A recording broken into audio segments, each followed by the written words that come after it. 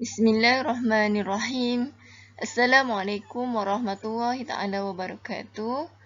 Alhamdulillah, pada kali ini kita teruskan lagi pembelajaran kita bagi mata pelajaran hafazan dan tajwid darjah 4, pelajaran 3 iaitu Suratul Fajr ayat 23 hingga 30. Baiklah, Ustazah akan membaca ayat suci Al-Quran dari surah Al-Fajr ayat 23 hingga 30.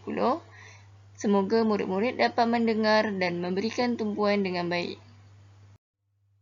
A'udzu billahi minasyaitonir rajim. Bismillahirrahmanirrahim. Waji'a yawma idzin bi jahannam. يومئذ يتذكر الإنسان وأنى له الذكرى يقول يا ليتني قدمت لحياتي فيومئذ لا يعذب عذابه أحد ولا يوثق وثاقه أحد يا أيتها النفس المطمئنة ارجعي إلى ربك راضية مرضية فادخلي في عبادي وادخلي جنتي صدق Allahul Azim. Tadi Ustazah telah membaca surah Al-Fajr dari ayat 23 hingga 30. Baiklah murid-murid, seterusnya Ustazah akan membaca dan murid-murid boleh ikut bacaan Ustazah. Ustazah akan mengulang bagi setiap ayat sebanyak 3 kali bacaan. Bismillahirrahmanirrahim. Waji'a yawma'izin bi jahannam. يومئذ يتذكر الإنسان وأنى له الذكرى وجيء يومئذ بجهنم يومئذ يتذكر الإنسان وأنى له الذكرى وجيء يومئذ بجهنم يومئذ يتذكر الإنسان وأنى له الذكرى. Seterusnya ayat ke-24. Yaqulu ya laitani qaddamtu li hayati. يقول يا ليتني قدمت لحياتي يقول يا ليتني قدمت لحياتي. Seterusnya ayat ke-25. فيومئذ لا يعذب عذابه أحد فيومئذ لا يعذب عذابه أحد فيومئذ لا يعذب عذابه أحد. Seterusnya ayat ke-26. ولا يوثق وثاقه أحد ولا يوثق وثاقه أحد ولا يوثق وثاقه أحد. Seterusnya ayat ke-27. Ya ayyatuhan nafsul mutmainnah Ya ayyatuhan nafsul mutmainnah Ya ayyatuhan nafsul mutmainnah. Seterusnya ayat ke-28. Irji'i ila rabbiki radiyatan mardiyah. Irji'i ila rabbiki radiyatan mardiyah. Irji'i ila rabbiki radiyatan mardiyah. Seterusnya ayat ke-29. Fadkhuli fi ibadi.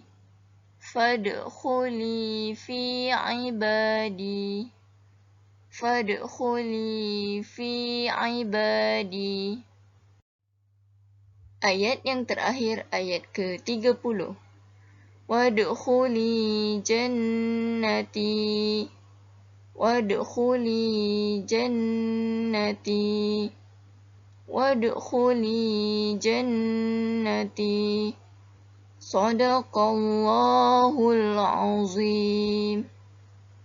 Baiklah murid-murid, selesai sudah pembelajaran kita bagi pelajaran untuk surah Al-Fajr dari ayat 1 hingga 30. Ustazah akan kongsikan cara hafazan Al-Quran untuk murid-murid amalkan bagi memudahkan hafazan. Yang pertama, murid-murid boleh membaca semula surah Al-Fajr dari ayat 1 hingga 30. Yang kedua, murid boleh membaca setiap ayat sebanyak 3 kali atau lebih dengan melihat kitab atau Al-Quran. Yang ketiga, teruskan membaca dengan tanpa melihat Al-Quran. Semoga murid-murid dapat menghafaz dengan baik dan lancar.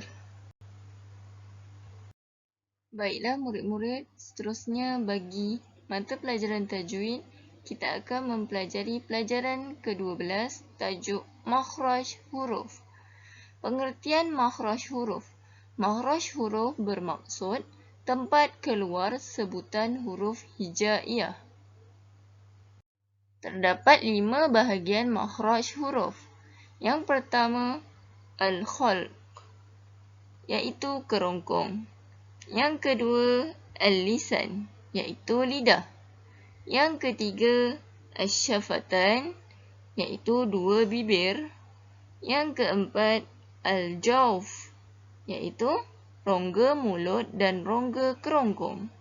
Yang kelima, al-khayshum, iaitu rongga hidung. Murid-murid boleh rujuk kitab tajwid muka surat 30. Perhatikan gambar rajah bahagian atas menunjukkan tempat keluarnya makhraj huruf, iaitu tempat keluar sebutan huruf hijaiyah. Yang pertama tadi al-haq, yang kedua al-lisan, yang ketiga asy-syafatan, yang keempat al-jawf, dan yang kelima al-khayshum. Baiklah, kedudukan makhraj huruf. Yang pertama al-haq, iaitu kerongkong. Ada 3 tempat hujung kerongkong, iaitu bagi huruf ghin dan kha. Yang kedua, pertengahan kerongkong, iaitu bagi huruf ain dan ha.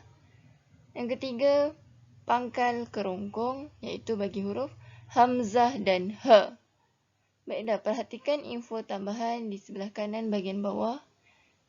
Kaedah untuk mengetahui makhraj huruf ini boleh dibaca dengan mematikan huruf tersebut. Contohnya, ba dibaca ab, sa dibaca as, dan sin dibaca as. Bahagian makhraj huruf yang kedua adalah al-lisan, iaitu lidah.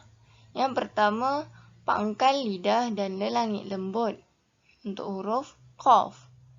Yang kedua, pangkal daun lidah dan lelangit. Daun lidah ialah bahagian yang boleh digerakkan. Perhatikan info di bahagian kiri, bahagian atas. Daun lidah ialah bahagian yang boleh digerakkan. Baiklah, nombor 2 tadi, pangkal daun lidah dan lelangit untuk huruf kaf. Yang ketiga, pertengahan lidah dan langit untuk huruf jim, shin, ya. Yang keempat, tepi lidah dan gigi geraham untuk huruf dad. Yang kelima, dua tepi hujung lidah dan gusi gigi kacip untuk huruf lam. Yang keenam, tepi hujung lidah atas dan gusi gigi kacip untuk huruf nun. Yang ketujuh, tepi hujung lidah bawah dan gusi gigi kacip untuk huruf ra. Yang kelapan, hujung lidah dan gigi kacip atas untuk huruf ta, dal, to. Yang kesembilan, hujung lidah dan gigi kacip bawah untuk huruf zai, sin, shod. Dan yang terakhir, hujung lidah dan hujung gigi kacip atas untuk huruf sa, zal, za. Bahagian makhraj huruf yang ketiga adalah asy-syafatan, iaitu dua bibir. Huruf-hurufnya adalah fa, ba, mim, waw. Bahagian makhraj huruf yang keempat adalah al-jawf, iaitu rongga mulut dan rongga kerongkong. Huruf-hurufnya adalah alif, waw, ya. Bahagian makhraj huruf yang terakhir adalah al-khayshum, iaitu rongga hidung. Hurufnya adalah nun dan mim. Alhamdulillah, sekian saja pembelajaran kita bagi mata pelajaran hafazan dan tajwid darjah 4. Ustazah akan sambung lagi pembelajaran kita pada sesi yang akan datang. Ustazah sudahi dengan wabillahi taufiq wal hidayah. Wassalamualaikum warahmatullahi taala wabarakatuh.